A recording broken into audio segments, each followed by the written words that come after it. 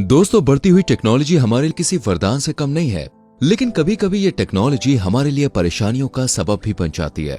कुछ ऐसा ही हुआ हमारी आज की कहानी में एक माँ के साथ, जो एक वेल डिजाइन कार में अपने बच्चों के साथ बाहर गई, लेकिन गलती से उसका बच्चा कार में फंसा रह गया। और फिर क्या हुआ, ये जानने के लिए आखिर तक हमारे साथ बने रहें। कहानी की शुरुआत होते ही दोस्तों हमें एक चमचमाती हुई कार देखने को मिलती है, जो हाल ही में मोनोलिथ ऑटोमेटिक कॉर्पोरेशन द्वारा लॉन्च की गई थी। ये बेहद ही खास कार थी। इसे व्यूमेंस के साथ हो रहे हैरेसमेंट और चोरी डकैती जैसी परेशानियों से बचने के लिए डिजाइन किया गया था। ये एक बुलेट प्रूफ कार थी और इसमें एक वॉल्ट फीचर भी था, जिसकी मदद से कार बिल्कुल किसी तिजोरी की तरह ही सेफ हो जाएगी। इसके बाद हमें दिखाई जाती है दोस्तों सैंड्रा नाम की एक खूबसूरत सी महिला, जो अपने 2 साल के क्यूट से बच्चे डेविड के साथ इंडिपेंडेंस डे के मौके पर अपनी दादी के घर जा रही है। सैंड्रा उसी कार में है जो मोनोलिथ ऑटोमोटिव द्वारा डिजाइन की गई है। ये कार सैंड्रा को उसके पति कार्ल ने गिफ्ट की थी। यहाँ हमें पता चलता है कि कार में लिलिथ नाम का एक आर्टिफिशियल इंटेलिजेंस असिस्टेंस भी है, जैसे गूगल असिस्टेंस। वैसे ही सैंड्रा लिलिथ को अपना इंट्रोडक्शन देती है। बातों ही बातों में सैंड्रा को पता चलता है कि लिलिथ कार में सवार लोगों का वेट भी बता सकती है। इसके बाद लिलिथ डेविड के बारे में भी पता लगा लेती है कि वो एक बच्चा है। इसके बाद सैंड्रा के दिमाग की बत्ती चलती है और वो बीते कुछ समय में कार में बैठे लोगों का वेट चेक करती है, जहां उसे अपने डेविड और कार्ल के अलावा किसी और का भी वेट नजर आता है, जो लग तो किसी लड़की जैसा रहा था। लेकिन ये कौन थी, सैंड्रा कुछ भी समझ नहीं पा रही थी। इतने में कार्ल का फोन आता है। सैंड्रा फोन उठाती है। कार्ल बताता है कि वो लॉस एंजलिस में एयरपोर्ट के पास एक होटल में है। यहाँ सैंड्रा को पीछे से एरोप्लेन की आवाज भी आती है। कार्ल सैंड्रा को बताता है कि तुम इसे अपने मोबाइल में दिए गए ऐप के जरिए भी कंट्रोल कर सकती हो। इतने में कार्ल के दरवाजे पर नॉक होता है और वो बिना कुछ कहे फोन काट देता है। इस पर सैंड्रा के दिमाग के तार बुरी तरह से हिल जाते हैं और वो समझ जाती है कि दाल में कुछ तो काला है। इसके बाद हमें एक गैस स्टेशन दिखाया जाता है, जहां सैंड्रा रुकती है।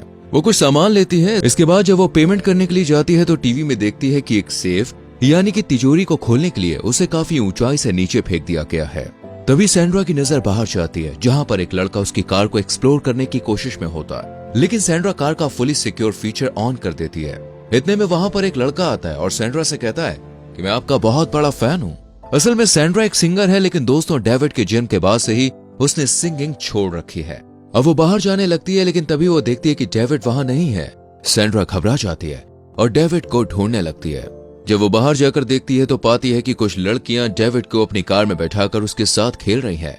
ये सब देखकर सैंड्रा का गुस्सा 7वें आसमान पे पहुंच जाता है, क्योंकि वो इतनी देर से डेविड को ढूंढ रही थी, लेकिन इन लड़कियों ने उसे डेविड के बारे में नहीं बताया। इसलिए सैंड्रा उन लड़कियों को बुरा भला कहकर वहां से चली जाती है। सैंड्रा अपनी कार में बैठी ही होती है कि तभी इन लड़कियों के बॉयफ्रेंड सैंड्रा की कार की तरफ आते हैं। लेकिन यहाँ सैंड्रा कार के वॉलेट फीचर को ऑन कर देती है और ये लोग हाथ पर हाथ रखे देखते रह जाते हैं। अब सैंड्रा यहाँ से निकल जाती है। रास्ते में हम देखते हैं कि सैंड्रा काफी खुश थी, क्योंकि लंबे समय के बाद उसे उसका कोई फैन मिला था। अपनी इस खुशी को शेयर करने के लिए सैंड्रा अपनी सबसे अच्छी फ्रेंड जैसा को फोन करती है। वो जैसा से ये सब शेयर कर ही रही थी कि तभी उसे एरोप्लेन की आवाज सुनाई देती है, जैसी कार्ल के पीछे से आ रही थी। सैंड्रा जैसा से पूछती है कि तुम कहाँ हो। इस पर जैसा कुछ ठीक ठीक जवाब नहीं देती और फोन को कट कर देती है।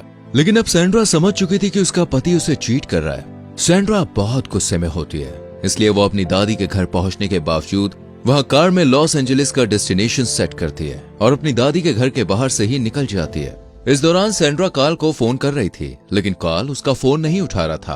अब वो अपना फोन भी डेविड के हाथों में दे देती है। सैंड्रा आगे बढ़ रही थी कि तभी लिलिथ उसे बताती है कि आगे जाम लगने वाला है। इस पर सैंड्रा उसे शॉर्टेस्ट वे बताने को कहती है और लिलिथ के हिसाब से सैंड्रा उस कच्चे रास्ते से आगे बढ़ना शुरू कर देती है। इस कच्चे रास्ते पर सैंड्रा के अलावा और कोई भी नहीं था और अब रात भी हो चुकी थी। लेकिन तभी सैंड्रा को लाइट चलती हुई नजर आती है। वो सोचती है कि ये कोई पावर स्टेशन होगा, लेकिन अफसोस वो तो एक पावर हाउस था। सैंड्रा यूं ही आगे बढ़ती रहती है, लेकिन वो बहुत ज्यादा परेशान थी, इसलिए सिगरेट जलाने लगती है। लेकिन लिलिथ धुआं डिटेक्ट करके वार्निंग देने लगती है। अब सैंड्रा जो पहले से ही गुस्से में थी, वो लिलिथ से कहती है कि कार का एआई सिस्टम बंद कर दो। लिलिथ भी ऐसा ही करती है, लेकिन धुएं की वजह से डेविड को खांसी होने लगती है, इसलिए सैंड्रा सिगरेट फेंक देती है। लेकिन इसी बीच एक हिरन कार के सामने आ जाता है। सैंड्रा फौरन ही कार को रोकती है और जब बाहर निकल कर देखती है तो पाती है कि वो हिरन मर चुका है। इधर सैंड्रा के बेटे डेविड के हाथ में सैंड्रा का फोन था, जो गलती से ऐप खोलकर कार का वॉल्ट मोड ऑन कर देता है। ये देखकर सैंड्रा भागकर कार के पास जाती है, लेकिन कार अब ओपन नहीं होने वाली थी। सैंड्रा डेविड को समझाने की कोशिश करती है, लेकिन डेविड बहुत छोटा और बहुत मासूम था। उसे यह मालूम नहीं था कि उसने क्या किया और न उसे ये मालूम था कि अब आगे क्या करना है। तभी डेविड के हाथ से मोबाइल नीचे गिर जाता है। अब सैंड्रा बुरी तरह से फंस चुकी थी, लेकिन वो हिम्मत नहीं हारती और एक बड़ा सा पत्थर लाकर कार के शीशे पर दे मारती है। लेकिन इससे कुछ भी नहीं होने वाला था, क्योंकि कार बुलेट प्रूफ थी। इधर डेविड भी कार में बैठे बैठे रोने लगता है। इसलिए सैंड्रा अब उस पावर हाउस की तरफ जाती है जो उसे रास्ते में मिला था, ये सोच के कि शायद कोई मदद मिल जाए। लेकिन इस पावर हाउस में कोई भी नहीं होता सिवाय एक फोन के, जो कि इंडिपेंडेंस डे की वजह से बंद था। लेकिन सैंड्रा यहाँ से खाली हाथ नहीं जाती है। वो एक टॉर्च और बड़ी सी रिंच उठाती है और वहां से निकल जाती है। वापस आकर सैंड्रा कार के ऊपर चढ़ती है और शीशे को तोड़ने की कोशिश करने लगती है। लेकिन तभी यहाँ पर एक भयानक सा डॉग आ जाता है, जो आज पूरा मूड बना के आया था, इस महिला को तो मैं नोच ही लूंगा। लेकिन सैंड्रा भी दोस्तों हिम्मत नहीं हारती और उसे रफा दफा कर देती है। इसके बाद वो शीशे को तोड़ने की भी कोशिश करती है, लेकिन उससे कुछ होता नहीं है। थक हार कर सैंड्रा कार के ऊपर ही लेट जाती है और ये उम्मीद करती है कि शायद कार उसे फोन करेगा और मदद करने भी आएगा। लेकिन सैंड्रा जानती थी कि ऐसा होने वाला नहीं है। यहाँ सैंड्रा की आंख लग जाती है और जब खुलती है तो वो देखती है सूरज तेजी से चमक रहा है। सैंड्रा को याद आता है कि यहाँ आते वक्त उसने एयरपोर्ट 1 का कोई बोर्ड भी देखा था, यानी अब उसे मदद चाहिए तो वो पॉइंट ढूंढना होगा। इसके बाद सैंड्रा डेविड को देखती है और फिर उसे अकेला इस सुनसान रोड पर छोड़कर एयरपोर्ट ढूंढने के लिए निकल पड़ती है। गर्मी बहुत तेज थी और सैंड्रा काफी चल भी ली थी, इसलिए अब उसे प्यास लगने लगती है। तभी उसे एक नदी नजर आती, लेकिन वो इस नदी में से पानी पी नहीं पाती क्योंकि इसका टेस्ट बहुत ही खराब था। काफी मेहनत के बाद वो उस जगह पर पहुंच जाती है, लेकिन यहाँ पर सिर्फ एक ही प्लेन होता है और वहाँ कोई भी मदद करने के लिए नहीं होता। लाचार सैंड्रा एक टायर को जला देती है ताकि कोई इस धुएं और आग से मदद करने के लिए आ सके और एक खाली बोतल लेकर वहां से निकल जाती है। वापस आते वक्त सैंड्रा बोतल में उसी नदी से पानी भी भर लेती है। तेज धूप और पैदल लंबा सफर तय करने के बाद जब सैंड्रा कार के पास वापस आती है तो देखती है कार में डेविड की हालत बहुत खराब है। सैंड्रा डेविड को जगाने की कोशिश करती है और कार के अंदर का टेम्परेचर सही करने के लिए वो उस गर्म पानी को भी कार के ऊपर पलट देती है। तभी सैंड्रा को याद आता है कि अगर वो कार के पास आग जलाए तो हो सकता है कि कार का एआई सिस्टम ऑन हो जाए और कार का दरवाजा भी खुल जाए। इसलिए सैंड्रा कार के पास आग जला देती है। सैंड्रा की सोच के अनुसार इस धुएं और आग की वजह से कार का एआई सिस्टम ऑन हो जाता है, लेकिन एआई सिस्टम यह डिटेक्ट कर लेता है कि ये आग कार के अंदर नहीं बल्कि बाहर लगी है।